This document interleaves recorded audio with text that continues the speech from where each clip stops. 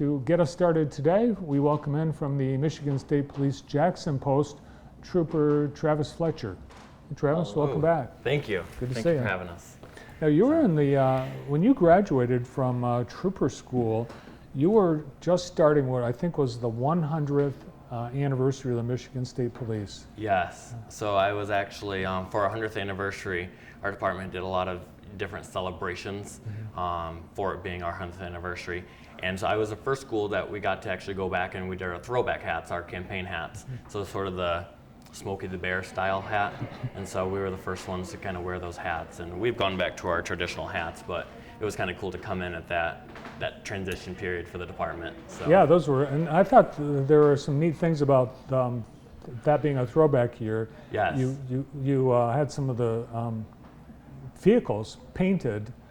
We did. Right, the way they were originally? We did. So we are known for our blue patrol cars. Actually, up until about 1954, all of our vehicles were black and gold. And so in 2017, for our throwback, we painted 100 cars black and gold to commemorate the original styles. So, so if you see that driving around Jackson, that's my vehicle. So I get to drive that one around. So kind of a special vehicle. So. Yeah, and I think in the Rose Parade, I saw you driving a Ford Pinto or something. Ford Mustang. Ford Mustang. Yep, we had one of our original 1992 Mustangs, traditionally used as our traffic cars, and so now we hold on to very deep in history and tradition. So we hold on to a lot of our old mementos, and so I got to pull that out for the parade. So that was a lot of fun. Yeah, that was neat. It's not every day you get to drive a state police Mustang. So. Are they still using muscle cars? Nope. The performance that we get out of our Chargers is high enough that we don't need to use a muscle car for what we need. But like I said, traditionally, whether it be the Mustang or the Camaros or different sports cars that we've had in the past, we hold on to them just for history purposes. So. Well, we have. I think as far as state police forces, I think Michigan has the greatest uniforms, the cars. I may be slightly biased, but I cannot agree with that or disagree with that. We're actually one of the only agencies in the country to still have that red bubble on top. Some refer to it as the bubble or the cherry top, but definitely sets us apart from other agencies. So. Yeah, you don't want to see it in your rearview mirror, but it is pretty. It's very distinctive. It is. You know when there's a It is a state very much. cop. Yeah. All right, so we're about to begin the long 4th of July holiday weekend, and it's not a big vacation time for state troopers, is it? No, not exactly. It actually becomes a sort of a work weekend for a lot of state troopers, especially this year. We'll be stepping up a lot of our traffic enforcement throughout the weekend. Actually, the initiative started yesterday, July 1st, and will run through the 14th of this month. So it's going to be a couple weeks long. But it's basically just going to be stepped up enforcement, getting out there on the roads, being visible, and hoping to reduce different driving behaviors that lead to crashes and people not making it home to their loved ones. So. Yeah. So if you're thinking, oh, they're not going to stop me. It's a vacation day. I'm driving. I've got a boat. I'm towing. I'm going up north. You don't care. No, absolutely. We don't discriminate. But we do. Our main goal is to make sure that everybody makes it home safely. So with that, especially looking at impaired driving, so whether you're enjoying the weekend out on the boat or going over hanging out with friends, we just want to make sure that everybody is exercising caution in how they're getting home. So if you're going to be consuming any kind of substance, make sure that you have some kind of alternative plan to get home. So yeah, it's not just alcohol. And now that marijuana is recreationally legal in the state, there is potential that there are people driving impaired. Absolutely, and there's really no free ticket for that either. All of our troopers statewide we have received a lot of advanced roadside detection for a lot of those drugs that can't be detected by the old-fashioned field sobriety tests. So we do have advanced roadside tests that we can run to detect impairment with different drugs other than just alcohol. So you don't necessarily get a free pass on that. So there's not a breathalyzer test for marijuana. Not for drugs, nope. or any drug. Exactly. Yep. So what do you look for? What are the things that you might look for? What type of behavior would you see someone driving exhibit that you would want to maybe stop them and question them? Absolutely. So surprisingly enough, when it comes to driving behaviors, whether it be alcohol or marijuana or another substance in the body, drug related, a lot of the driving habits are very similar between the two.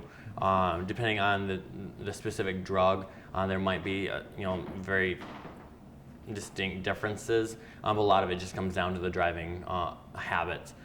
We have what is commonly referred to as a zero tolerance drug driving or drug impairment law here in the state of Michigan. So essentially, we all know that even when it refers to alcohol, 0.08 is the legal limit in the state of Michigan.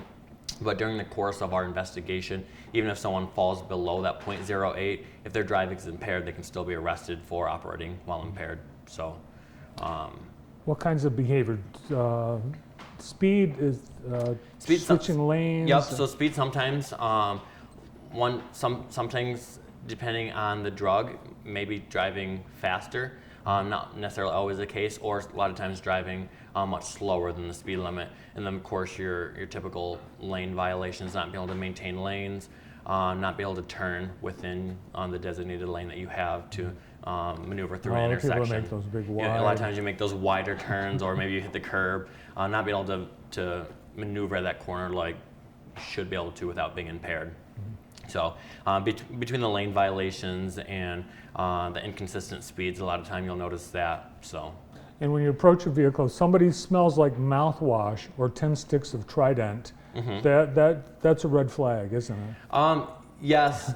When you start smelling the odor of intoxicants or just their interaction, once you get up to the window and you start talking to them, a lot of times you kind of give an idea of that there might be some kind of substance involved, but we don't ever make those decisions before we go through all of our investigations and roadside testing. So yeah, those are tips for you to conduct a roadside sobriety test. Exactly. Essentially, all we need is a probable cause to ask someone to step out of the vehicle. So we're looking at primarily first how they're driving, how they're operating that vehicle, and then once we make contact with them, the interaction with us and some of the cues that we get from either the visual, the smell, and so forth. So right, and we all know the term probable cause because we all watch the police shows. Exactly. We just don't want to give you probable cause for anything.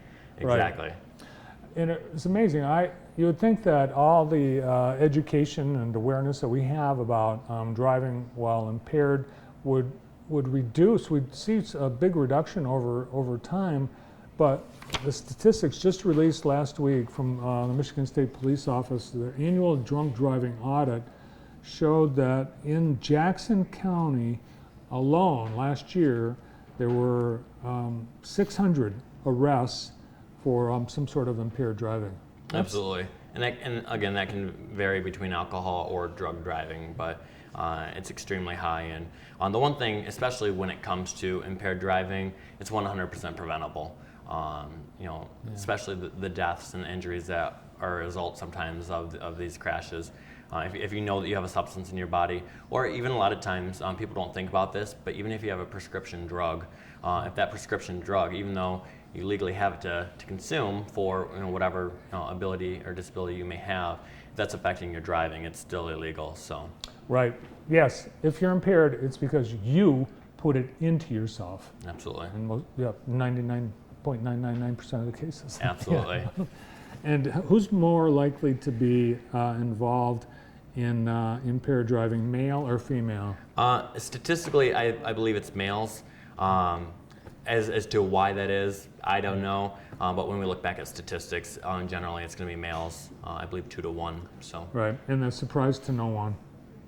I think everyone realizes that. And the number of people that are injured in accidents last year involving alcohol and drugs, or a combination or one or the other, that's pretty high too. It is. I don't know the exact numbers, but I mean, going through some of the different numbers and statistics, it's shocking. Yeah. So. And a third of the fatalities in Jackson County last year, there was some sort of alcohol or drug present. Involvement, yeah. Yeah. So. All right, so be aware. How about the distracted driving? Are you still at the same time looking for impaired driving? Are you still Absolutely. focusing A lot of times, especially when we do these initiatives, we might give a name to a specific initiative. Like for the 4th of July, our Crackdown is sort of centered after impaired driving. But even when we do initiatives, we're not disregarding anything else that will be making the roads unsafe place to travel or to get around. So anytime we see distracted driving, we're still enforcing those laws. So we're not forgetting about other things that make the roads a not safe place. So. And you can stop someone if you see someone, maybe they're eating a bucket of chicken and texting while they're driving down 94. If you saw something like that, Same situation, but maybe they're not even texting. Maybe they're just eating a bucket of chicken. If it's affecting their driving, that can still be construed as distracted or even careless driving. So, absolutely. yeah, and particularly during the construction, I understand the Michigan Department of Transportation, they're taking a break Yes. on the construction, but still, it's not a safe zone. No, especially with all the construction we've had, it's sort of a blessing and a curse at the same time. We're super excited to have our traffic ways improved. I think once this is all over, the efficiency, getting people to where they need to be, is going to be much greater. But it's getting through that transition period of dealing with all the construction. But we can't stress it enough to make sure that you're paying attention to the traffic, and especially as it's stop and go as much as it is. We get a lot of those rear endings where people just aren't actively paying attention to the car in front of them, and it starts to cause more significant issues. Yeah, So. I think we've all seen it. The traffic slows, it's a crawl, and suddenly people start, they whip out their Exactly. phones. Exactly. It's like the go-to thing when you're when you're bored, or even when when you're not bored. It seems to be the go-to thing. But while you're driving, try your best to keep any distractions to a minimum.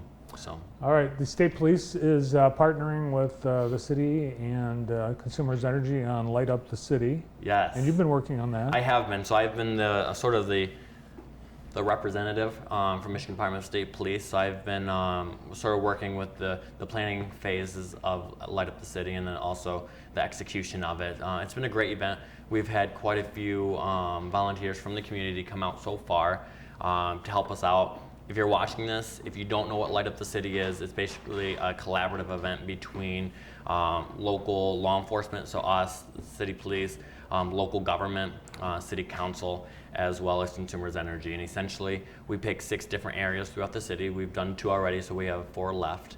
And we go throughout the neighborhoods and pass out energy efficient light bulbs and encourage people to turn their porch lights on and light up the neighborhoods, and hopefully it becomes a crime prevention as well. So. Yeah, for safety. And I think the last time you were here, we talked about the camp or academy that you had for teenagers. Yes. How'd that go? Yes, so we had our first annual DILA, Developing Young Leaders of America. We had several young men, 14, 15-year-old, from the Jackson community area, or Jackson City and County area, come in and participate. And I was just amazed with the amount of positive feedback we got from that. Again, if you guys are watching this and you're one of the sponsors, whether it was in kind, Bart Holly Show, thank you guys, as well as some of our financial contributors, can't thank you enough. Again, the feedback that we had from the participants' families, as well as some of the community members, just was amazing. The young men had a lot of opportunities. We got them down to U of M Sports Stadium, so they got to go around and throw a ball around on the big house